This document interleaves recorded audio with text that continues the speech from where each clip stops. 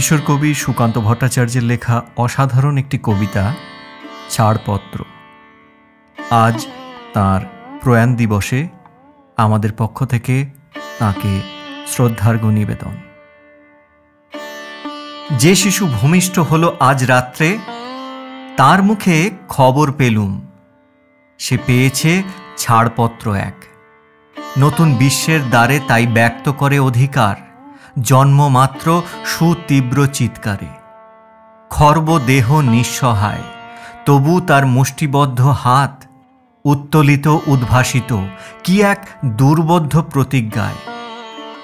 সে ভাষা বোঝে না কেউ, কেউ হাসে, কেউ করে মৃদু তিরস্কার।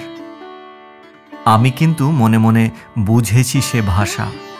পেয়েছি নতুন চিঠি আসন্ন যুগের, পরিচয়পত্র পড়ি ভূমিষ্ঠ শিশুর অস্পষ্ট কুয়াশা ভরা চোখে। এসেছে নতুন শিশু, তাকে ছেড়ে দিতে হবে স্থান। জীর্ণ পৃথিবীতে ব্যর্থ মৃত আর ধ্বংসস্তূপ পিঠে চলে যেতে হবে আমাদের।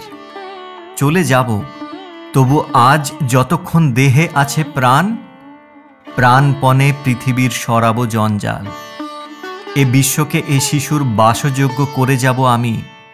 নবজাতকের কাছে এ আমার দৃঢ় অঙ্গীকার।